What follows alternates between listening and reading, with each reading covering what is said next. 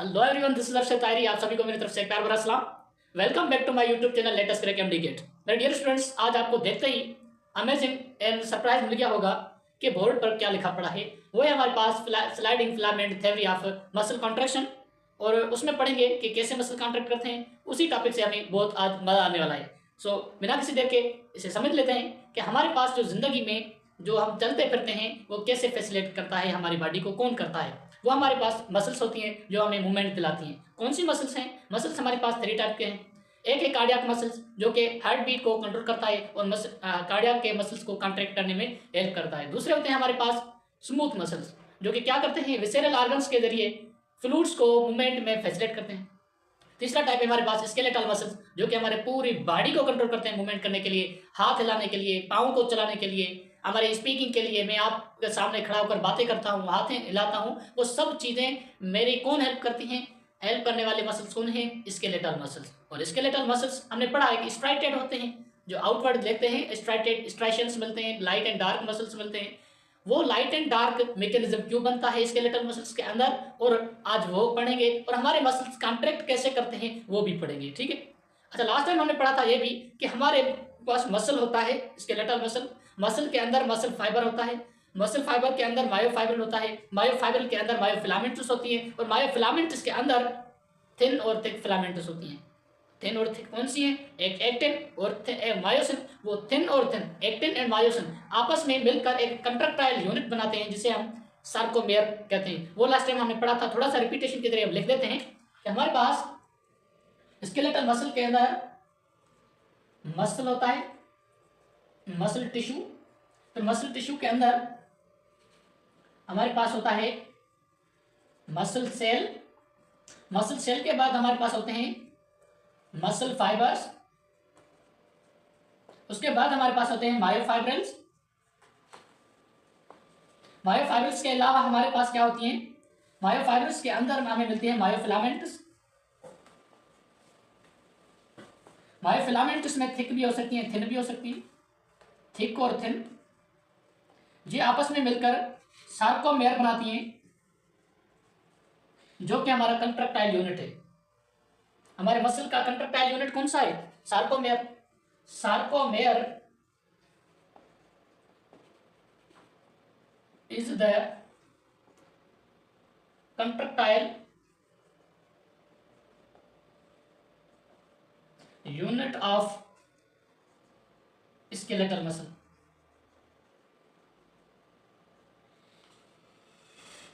बात आ रही समझ में? हमारे मसल्स स्केलेटल मसल्स का जो कंट्रक्टाइल यूनिट होता है वो कौन होता है? सार्कोमेयर होता है। और हमारे पास जो स्केलेटल मसल्स होती हैं स्ट्राइटेड होती हैं। स्ट्राइशंस क्यों होती हैं? Striations are due to light and dark bands. और लाइट एंड डार्क बैंड्स क्यों होती हैं? दीज आर ड्यू टू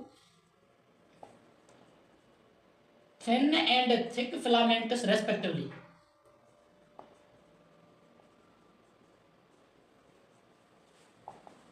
ठीक है, थिन और थिक फिलामेंट्स की रेस्पेक्टिवली। फिलामेंट्स के लिए थिन की वजह से लाइट बैंड बनता है, थिक की वजह से डार्क बैंड बनता है। इनकी वजह से हमारे स्केलेटल मसल्स के अंदर स्ट्राइशंस बनते हैं और डार्क एंड लाइट बैंड्स हमें नजर आते हैं जो कि हमारे स्केलेटल मसल के कंट्रक्टाइल यूनिट सार्कोमेयर के अंदर होते हैं। थोड़ा सा सार्कोमेयर का आउट व्यू कैसे है, वो ये ऐसे है कि हमने जो मसल पढ़ा था लास्ट में हमने थिन और थिक पढ़ा था। थिन और थिक के अंदर हमने, मुझे याद है यहाँ पर मैंने सार्कोमेयर की स्ट्रक्चर बनाई थी। आप ऐसा महसूस करें, यह है हमारे पास एक जेड लाइन, दूसरी जेड लाइन, तीसरी जेड लाइन और ये चौथी जेड लाइन। दो जेड लाइन के बीच में डिस्टेंस को हम क्या कहते हैं? सार्कोमेयर। ये भी जेड लाइन, ये भी जेड लाइन, ये भी जेड लाइन, ये भी जेड लाइन। हर एक जेड लाइन के बीच वाले डिस्टेंस को क्या कहते हैं? Sarcomere. So sarcomere is the contractile unit of skeletal muscle. Thin और थिक फिलामेंट्स कहाँ होते हैं सार्कोमेयर के अंदर? सार्कोमेयर के अंदर थिन फिलामेंट्स होते हैं either side of Z line. ये थिन फिलामेंट है और ये भी थिन फिलामेंट है, ये भी थिन फिलामेंट, ये भी थिन फिलामेंट और ये भी थिन फिलामेंट। ये जेड लाइन की आइदर साइड क्या होता है, थिन फिलामेंट होती है, ठीक है। और यहां पर उनके बीच में थिक फिलामेंट होती है, यहां पर थिक फिलामेंट, थोड़ी सी थिक करके लिखता हूं, बनाता हूं, ये थिक है, ये भी थिक फिलामेंट,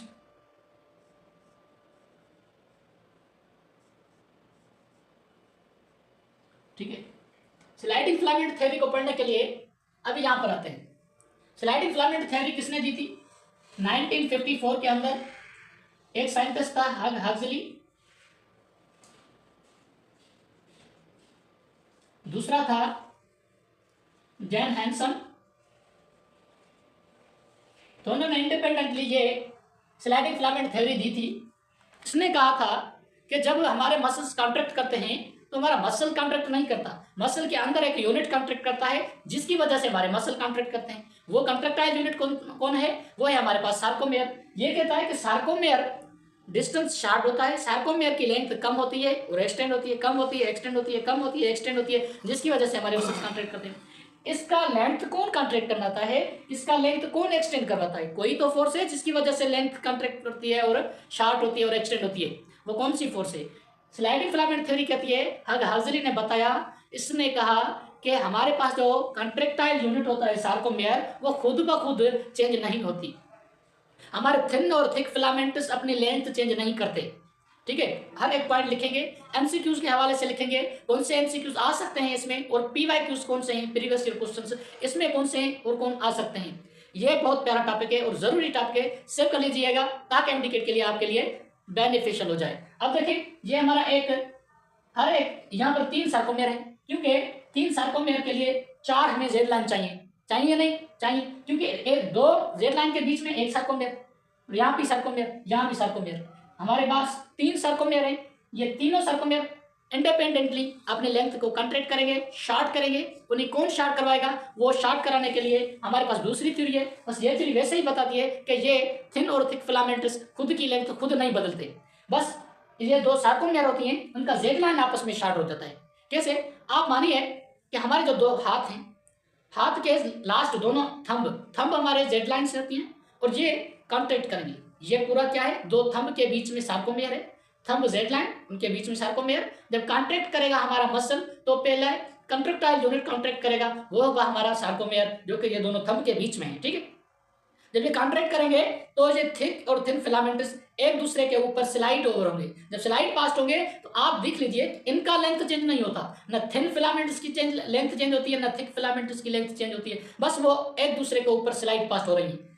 जब स्लाइड पास्ट ओवर हो रही है, अब देखिए पहले सार्कोमेयर की लेंथ कितनी थी? बड़ी थी, अब शार्ट हो गई। पहले इतनी थी, अब कॉन्ट्रैक्ट करने की वजह से इस सार्कोमेयर की लेंथ शार्ट हो गई। इसका मतलब क्या है? कॉन्ट्रैक्टाइल यूनिट कॉन्ट्रैक्ट हो गया और लेंथ चेंज हो गई। क्या थिन और थिक फिलामेंट्स की लेंथ चेंज हुई? नहीं हुई। स्लाइडिंग फिलामेंट थ्योरी वे कहती है। स्लाइडिंग फिलामेंट थ्योरी क्या कहती है? पोस्टुलेट्स 2 है कि थिक और thin filaments do not, thick and thin filaments do not change their length, वो अपनी लेंथ चेंज नहीं करते ड्यूरिंग कॉन्ट्रैक्शन। दूसरी पोस्टुलेट क्या है?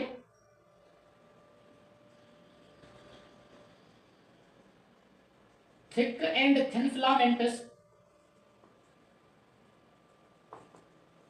just slide past over each other, just slide over each other।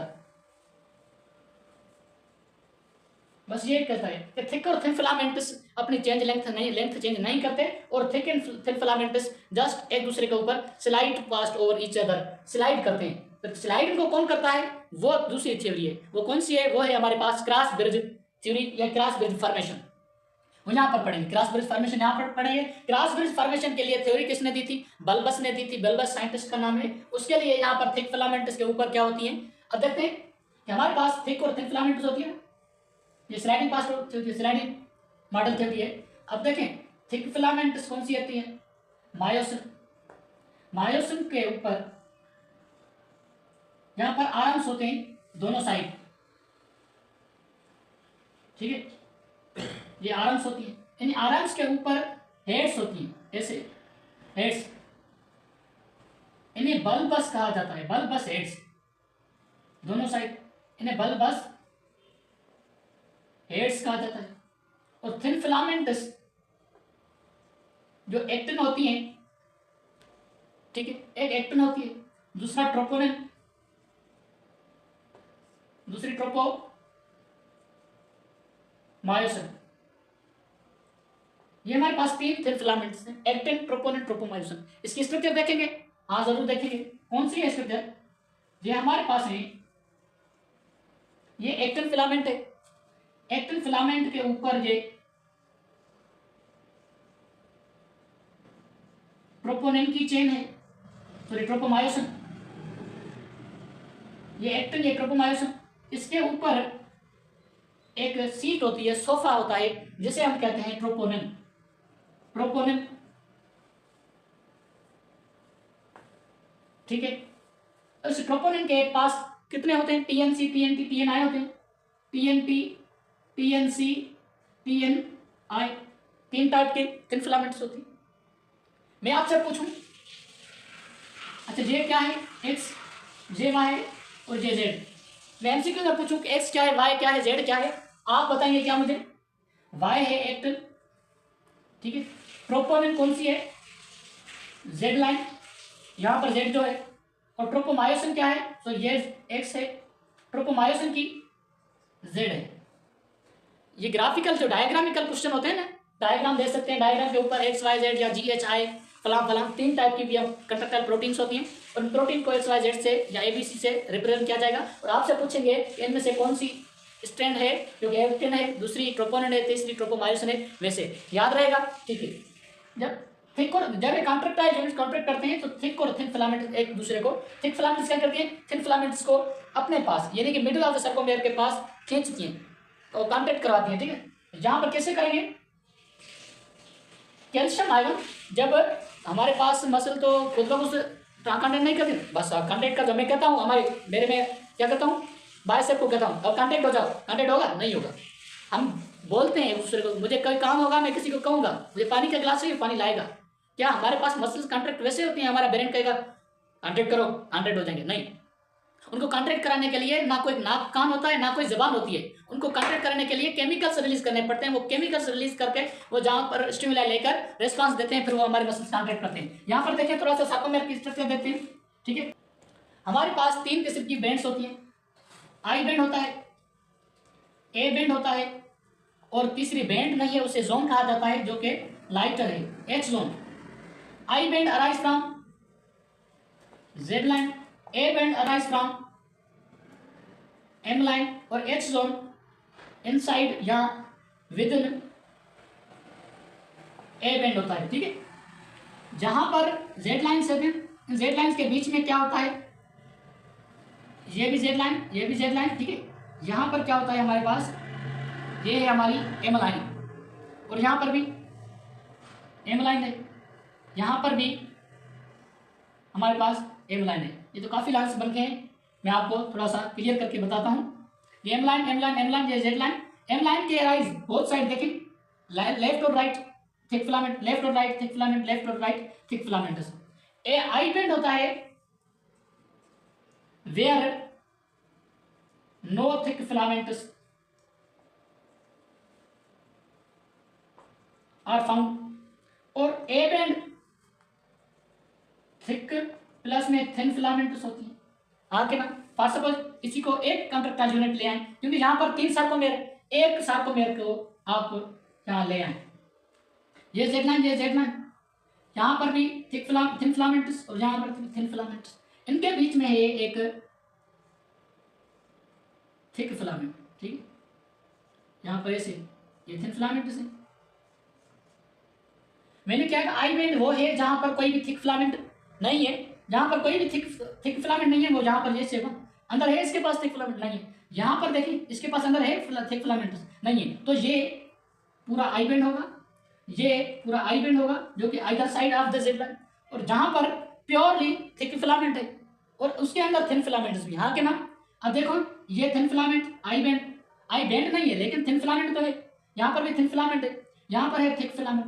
वो एरिया, वो रीजन, वो बैंड जहां पर थिक फिलामेंट भी हो और थिन फिलामेंट भी हो उससे हम कहेंगे ए बैंड।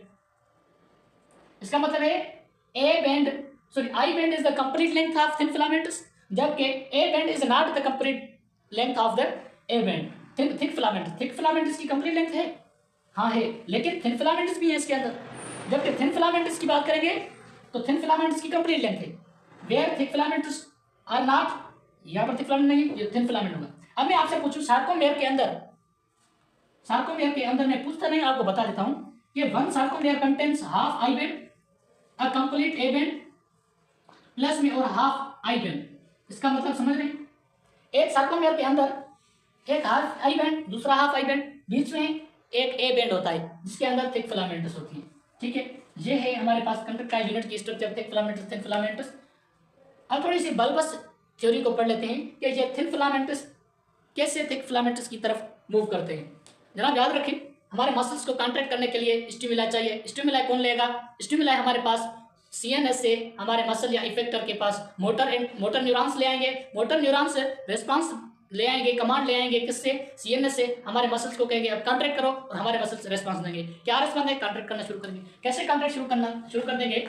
हमारा सीएनएस होता है और सीएनएस से कमांड्स बन के मोटर न्यूरॉन के पास जाता है और मोटर न्यूरॉन जो नर्वस सिस्टम होगा उसमें पढ़ लेंगे। लेकिन जहां पर मोटर न्यूरॉन का काम है मैं आपको थोड़ा सा बता दूंगा कि मोटर न्यूरॉन का काम कैसे करता है। और मोटर न्यूरॉन के पास कुछ न्यूरल लेमा के अंदर सोडियम आयन से भी पढ़ेंगे, वो है न्यूरॉन्स के साथ रिलेटेड। लेकिन जहां पर पढ़ेंगे क्योंकि मसल कॉन्ट्रैक्ट करता है, मसल कॉन्ट्रैक्ट करने के लिए उनकी जरूरत होती है। मोटर न्यूरॉन इंफॉर्मेशन ले आएगा मसल के पास। मसल क्या होती है? मसल इफेक्टर्स होती है। Muscle are the effectors. Effectors कौन होते हैं? जो कि रेस्पॉन्स बनाते हैं, जो कि रेस्पॉन्स देंगे। अब ये जो रेस्पॉन्स देंगे ना, वो कौन सा रेस्पॉन्स देंगे? कॉन्ट्रैक्ट करेंगे। कॉन्ट्रैक्ट कराने के लिए इनके पास स्टिमुलाई कौन आएगा? वो हमारे पास आएगा कि हमारे ब्रेन्स के अंदर न्यूरोट्रांसमीटर रिलीज होगा। ठीक है, वो motor end plate, motor neuron इसके पास जंक्शन बनाएगा, वो होगा motor neuron, motor end plate या न्यूरोमस्कुलर जंक्शन। एक दूसरे से क्या बनाएंगे? मोटर एंड प्लेट या न्यूरोमस्कुलर जंक्शन बनाएंगे। ठीक है, आप सपोज करें ये हमारे सेल का, हमारे मसल फाइबर का मेम्ब्रेन है जिससे हम न्यूरोलेमा कहेंगे। न्यूरोलेमा न्यूरॉन का होता है। आप हमारे मसल के सेल का सार्कोलेमा कह दें। ठीक है, अब सार्कोलेमा थोड़ा सा परपेंडिकुलरली ऐसे फोल्ड होकर टी ट्यूब्यूल बनाएगा।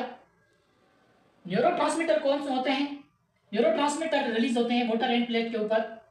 कौन रिलीज करता है? Motor neurons. मोटर न्यूरॉन्स होते हैं।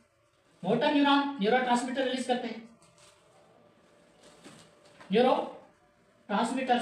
न्यूरोट्रांसमीटर्स वो केमिकल होते हैं जो हमारे मसल को कॉन्ट्रैक्ट कराने में।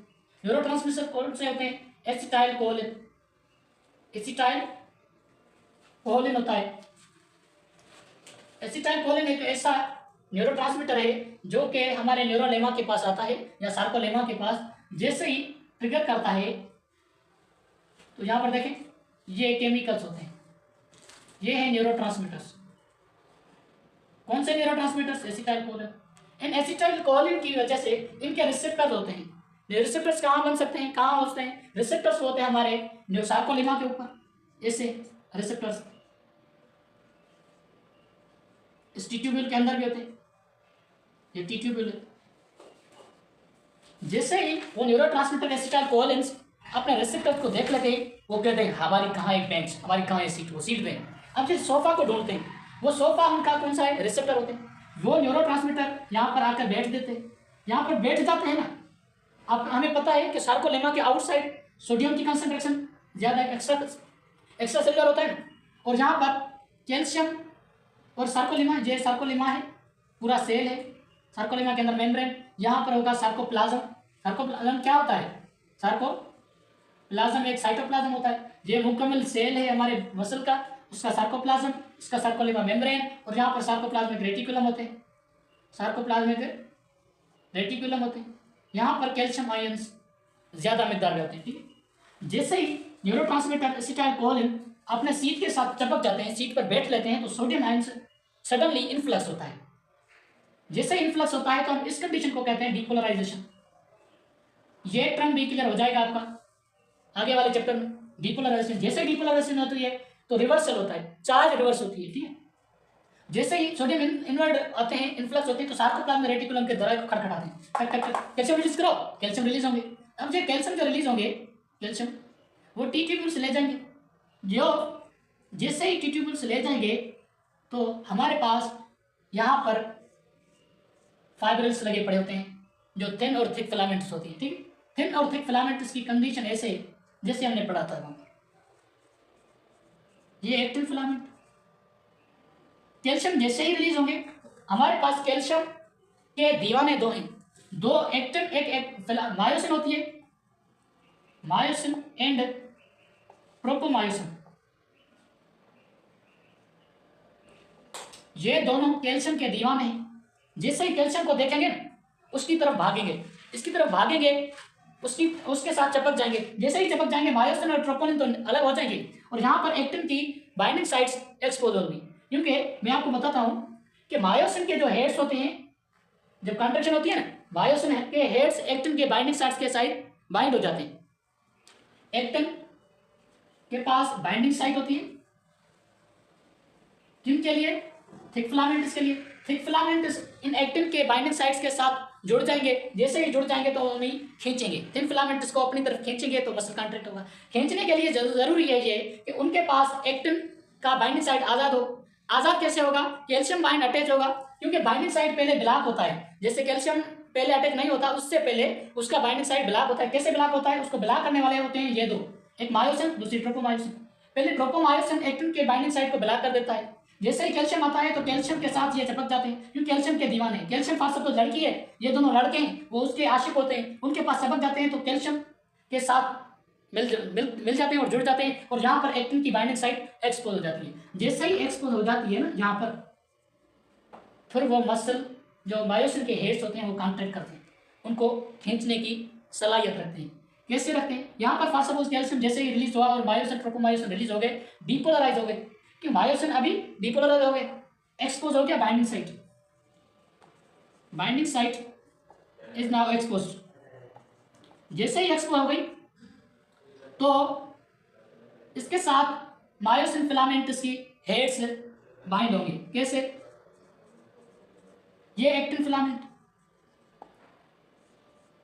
ये मायोसिन फिलामेंट है और इसकी ये हेड्स होती है। जैसे ही एक एटीपी आएगा, इसके पास एटीपी होती है, एटीपी हाइड्रोलाइज होगा, डिकम्पोज होगा, एक एडीपी में और दूसरा फास्फेट इनऑर्गेनिक में।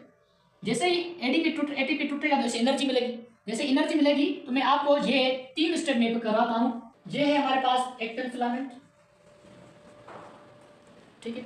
यहाँ पर हमारे पास होते हैं मायोसिन फिलामेंट, इसके ये हेड्स होती हैं। जैसे ही एटीपी बाइंड होता है और एटीपी एडीपी में कन्वर्ट होता है ना, एडीपी प्लस में फास्फेट इनऑर्गेनिक, एनर्जी गेन करके इसके साथ अटैच होती है। ठीक है, मैं कैसे करता हूँ? ये फॉर सपोज मेरा हाथ है और मेरी हाथ ये एक्टिन फिलामेंट है, मेरी ये हाथ होती है राइट साइड, क्या है वो है हमारे पास मेरे मायोसिन फिलामेंट है। मैं क्या करता हूँ, ये हमारे पास एक्टिन है, इसके साथ चिपक देता हूँ। जैसे ही मेरे हाथ लेफ्ट हाथ को यानी कि एक्टिन के साथ जुड़ गया ना, एटीपी टूट जाएगा एडीपी में और फास्फेट में, एनर्जी गेन करके इसके साथ ऐसे होगा। अब खींचने के लिए क्या करना चाहिए? खींचने के लिए ऐसे एनर्जी चाहिए। एनर्जी जैसे ही खींचेगी तो एनर्जी से मिलेगी। मायोसिन फिलामेंट्स कैसे करेंगे? इसके हेड्स के जरिए इसे कॉन्ट्रैक्ट करेंगे, खींचेंगे। कैसे करते हैं? एक स्टेप ये, यहाँ पर बाइंड हो जाते हैं। जैसे ही एटीपी और एडीपी फास्फेट रिलीज होता है तो यहाँ पर ऐसे होता है कि ये फिलामेंट्स,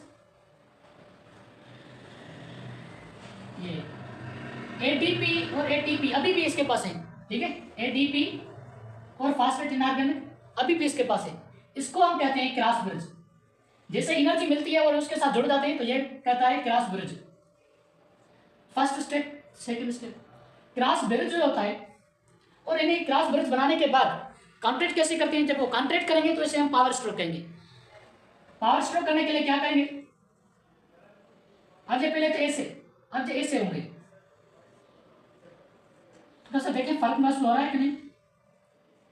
इसका मतलब अभी कॉन्ट्रैक्टेड है, या ऐसे महसूस करें,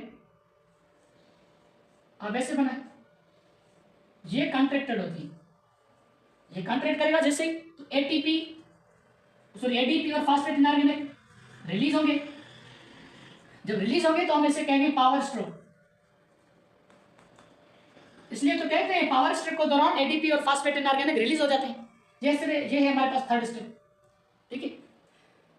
अब रिलैक्स कैसे होंगे, कॉन्ट्रैक्ट हो गया, ये तब तक कॉन्ट्रैक्टेड होते हैं, तब तक एक्टिन के साथ जुड़े रहते हैं जब तक दूसरा कैल्शियम आयन ना हो और दूसरा एटीपी बांड ना हो। जैसे ही दूसरा एटीपी आएगा तो इसकी मायोसिन फिलामेंट्स इन एक्टिन के साथ कट कर जाएंगे और उनका जो होता है वो बाइंडिंग साइट के साथ बांड टूटता है। तो चौथी स्टेप में क्या होता है, दूसरा कैल्शियम दूसरा एटीपी आएगा ना, आप ऐसे ही बना लें, ठीक है।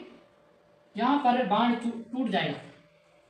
ये है मसल हेड्स, बल्बस हेड्स, जिनकी वजह से ये बल्बस थ्योरी देती कि क्रॉस ब्रिज कैसे बनता है। क्रॉस ब्रिज के बाद पावर स्ट्रोक बनता है, पावर स्ट्रोक के बाद जैसे ही दूसरा कैल्शियम आएगा या दूसरा एटीपी आएगा तब वो उनकी बाइंडिंग साइट टूटेगी। जैसे ही बांड टूटेगा ना और दूसरी स्टिमुलाई करने के लिए, दूसरे कंट्रैक्शन के लिए वो हमारे मायोसिन हेड्स प्रिपेयर हो जाएंगे, ठीक है। ये था हमारे पास क्रॉस ब्रिज थ्योरी और मसल कंट्रैक्शन के लिए पावर स्ट्रोक पढ़ा था। ये था मसल कंट्रैक्शन। मसल रिलैक्स कब होगा, मसल रिलैक्स आसान है। मसल रिलैक्स करने के लिए तो हमारे पास दो इवेंट्स होती हैं, वो मैं लिखता नहीं, आपको बताता हूँ जस्ट। वो हमारे पास कौन से दो इवेंट हैं जिसके लिए मसल रिलैक्स हो जाता है। मसल रिलैक्स करने के लिए एक इवेंट ये है, मसल कॉन्ट्रैक्ट करने के लिए क्या होता है, स्टिमुलाई जरूरी होता है। जैसे स्टिमुलाई आएगा मोटर एंड प्लेस के बाद, उसके बाद एसिटाइलकोलिन रिलीज होगा। जब स्टिमुलाई ना हो, एसिटाइलकोलिन रिलीज ना होगा, मसल कहाँ पर रिलीज होगा, मसल कहाँ पर कॉन्ट्रैक्ट होगा, मसल कॉन्ट्रैक्ट नहीं होगा। इसके लिए इसका मतलब क्या है, फर्स्ट इवेंट में हमारे पास स्टिमुलस का आना सीज हो जाए, क्लोज हो जाए, स्टॉप हो जाए। फर्स्ट इवेंट क्या है, स्टिमुलाई ना हो, मसल कॉन्ट्रैक्ट नहीं करेगा। दूसरी बात यह है कि हमारे दूसरी इवेंट में कैल्शियम आयन रिलीज ना हो।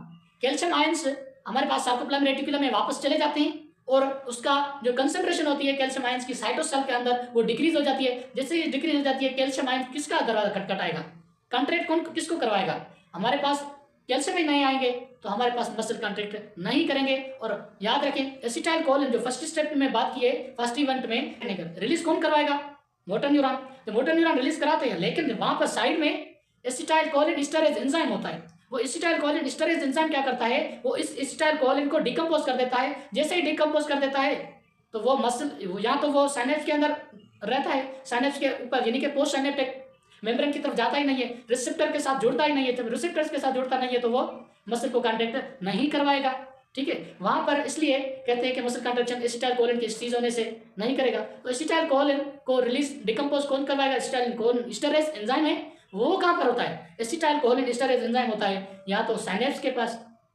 या तो हमारे मसल फाइबर के मेम्ब्रेन के पास, ठीक है। वो उनकी लोकेशन है। एमसीक्यूज ये आएगा कि मसल कॉन्ट्रैक्शन दौरान क्या थिन और थिक फिलामेंट्स अपनी लेंथ चेंज करते हैं, जवाब है नो। क्या सार्कोमेयर की लेंथ चेंज होती है, हाँ बिल्कुल 100% राइट। और उसके बाद तीसरा क्वेश्चन ये हो सकता है, I band contain only thin filament, only thick filaments, both none, only thin filament, जवाब ये आएगा। तीसरा क्वेश्चन ये है कि क्या ए बैंड के अंदर थिन फिलामेंट्स होती है, जवाब आएगा हाँ, ए बैंड के अंदर थिन भी है, थिक फिलामेंट्स भी है। वो चौथा क्वेश्चन है, ये भी पूछ सकते हैं कि थिक फिलामेंट्स प्योरली कहां पर होते हैं, जवाब आएगा एच जोन के अंदर। एच जोन के अंदर हमारे पास पूछा जाए कि ब्राइट है, डार्क है या कैसे, जवाब आएगा कि वो ब्राइट है। क्यों, ये तो मसला हो गया ना, क्योंकि एच जोन थिक फिलामेंट के अंदर होती है, ए बैंड के अंदर, ए बैंड तो डार्क होती है।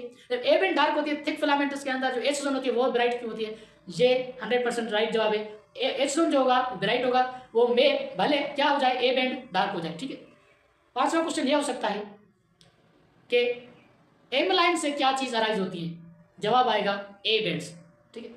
छठा क्वेश्चन ये हो सकता है, छठा क्वेश्चन इस चैप्टर के अंदर, इस टॉपिक के अंदर ये हो सकता है, बहुत अमेजिंग क्वेश्चन के सार्कोमेयर कंटेंट्स, इसका जवाब क्या होगा, हाफ 2 टाइम्स आई बैंड और ए बैंड। कैसे, सार्कोमेयर, एक सार्कोमेयर के अंदर 2 हाफ आई बैंड्स होते हैं एक हाफ आई बैंड होगा, प्लस में ए बैंड होगा बीच में, फिर लास्ट में क्या होगा, एक हाफ आई बैंड होगा। बस ये आपको याद करना है, ठीक है। उम्मीद करता हूं आज का टॉपिक आपको अच्छे तरीके से समझ में आ गया होगा। बहुत कंसेप्चुअल था, रट्टे वाली कोई भी बात नहीं थी, बाकायदगी से डायग्राम से समझ आए और एमसीक्यूज भी पढ़े, एमसीक्यूज भी क्लियर हो जाएंगे। एमसीक्यूज करने की कोई जरूरत ही नहीं पड़ेगी जब टॉपिक अच्छे तरीके से समझा होगा। टॉपिक को अच्छे तरीके से समझने की कोशिश करें, कोई भी एमसीक्यूज आपके हाथों से नहीं जाएगा और उम्मीद करता हूं कि हर एक बात आपको समझ में आई होगी। So wish you best of luck. Subscribe करना ना भूलिएगा और बेल आइकन बटन को जरूर दबा लीजिए, जैसा कि हमारे हर आने वाली वीडियो की नोटिफिकेशन आप तक पहुंच सके और आप बेनिफिशियल हो जाए। Thank you so much.